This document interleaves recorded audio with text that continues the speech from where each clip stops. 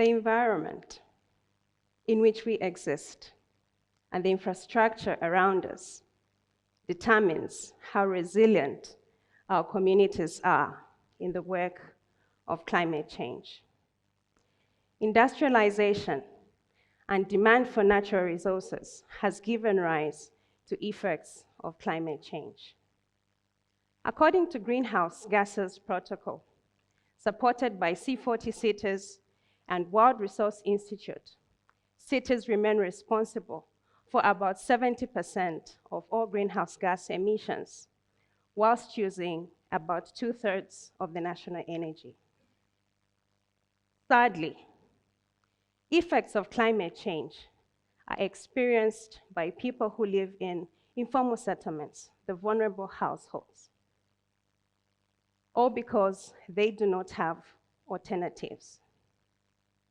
In Africa, informal settlements actually offer the initial leg for people that are moving in search of economic opportunities. For example, Kibera slum in Nairobi. It experiences numerous challenges, such as insecure infrastructure, poor housing, insufficient waste management systems, yet it remains home to the majority of the poor people in Nairobi. In Zambia, following the independence in 1964 that removed restrictions on people that moved from rural areas to the cities, saw a surge in the number of people that moved from rural areas to urban areas in search of better livelihood. However, for people that moved from the rural areas to the cities, who could not be housed by either in institutional housing or council housing units, they had to provide their own housing. This gave birth to what we call informal settlements or compounds. Unfortunately, these settlements lack services and people live in squalid conditions. Zambia is supposed to produce at least 222,000 housing units annually. Unfortunately, it only produces 73,000 housing units. Out of this, only 40% are certified as suitable for human habitation. This situation is further exacerbated by a low budgetary allocation towards housing and human settlements of less than 1% of the national budget. Lusaka, when you look at Lusaka, Lusaka geographically lies on a dolomitic stone. This is some form of a stone that does not allow water to actually seep into the ground.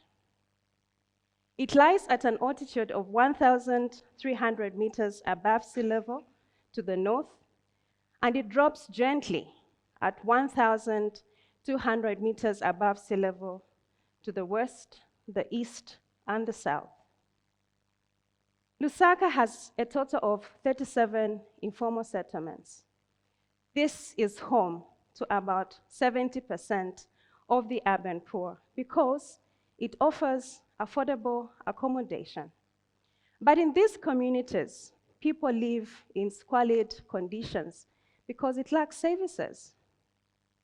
What is it then that can be done to improve these areas? The demand for land-based investments has led to encroachments on forests, water recharge zones, including water pathways.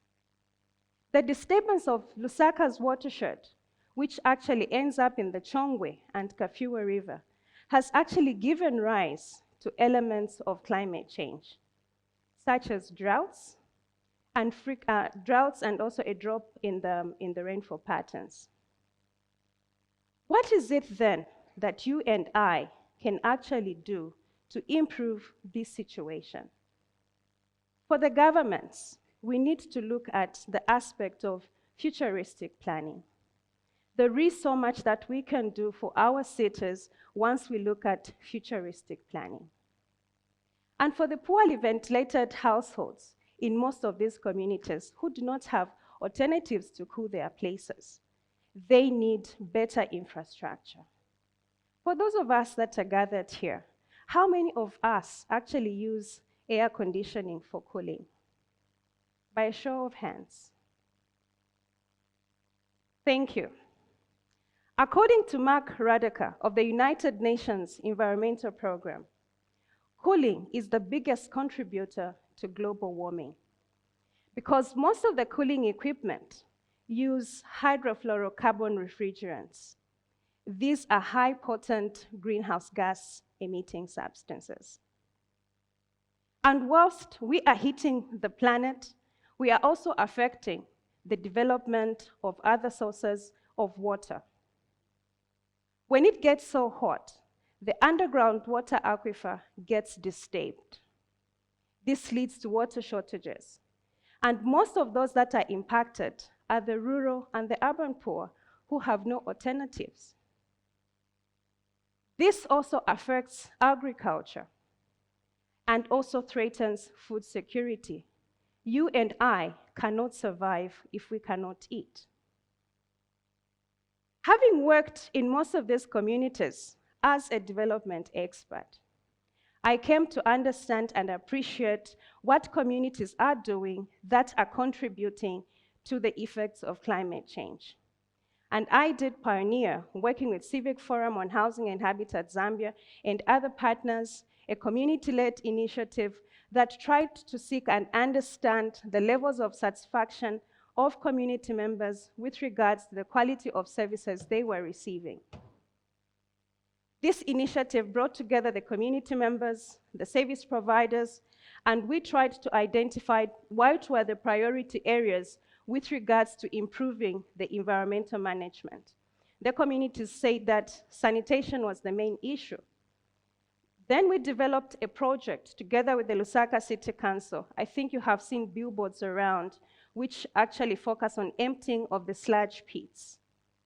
This initiative actually helped making the communities become better. During the 2021-2022 season, I think we all heard about Storm Anna, right? And some parts of Zambia were not spared, so was Lusaka. Houses collapsed in communities such as Bauleni, Kaunda Square, because of Storm Anna. And most of these informal settlements actually use pit latrines for sanitation facilities. Over 43% of people in informal settlements use pit latrines. 25% actually use uncontrolled pits. And when these places are flooded, and because Lusaka lies on a dolomitic stone, water does not seep into the ground.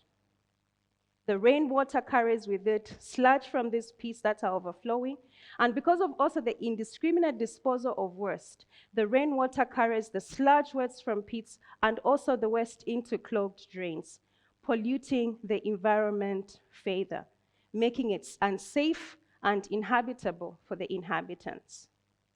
What is it that the government of Zambia can do? What is it that other governments can do?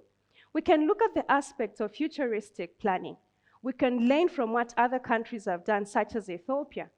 Ethiopia in 2013 embarked on an exercise that looked at identifying areas around 4 of its fast-growing cities to see where people could be relocated in the next 30 years. This is something that Zambia can actually try and tap into. There is now an adage in the development circles that is talking about the PPPs, public-private partnerships. But as Grace and the institution I work for, Civic Forum, we also add the 4th P, which is the people. So if the national governments can try and bring on board the communities where these challenges exist, the public and the private partnerships to the board. World Bank is currently sponsoring quite a number of development programs in different developing countries, which we could also tap into to make sure that our infrastructure, our communities are safe and resilient for everyone. We can also look at the aspect of beginning to promote a culture of reduce, reuse, and recycle. It all starts with our consumption habits. How do we dispose of waste from our homes? We need to begin to separate food waste packed separately, plastic waste packed separately, metal waste packed separately. We also need to jump on the bandwagon and support community initiatives such as that which was done in Bauleni with Manja Pamosi. We can also begin to become ambassadors with regards to infrastructure development. Our local authorities need to have our plans in place, showing communities where they should build and where they should not build. The next time you think about building, look at the aspects of alternative building methods. Consult your planner, consult your engineer. There are so many methods of building that one can use that actually reduce on carbon emissions, such as the soil-stabilized making block.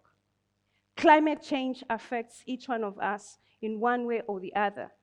And for that reason, we are all part of this fight. So let's join hands. We can do it and make our environment a better place for everyone. Thank you.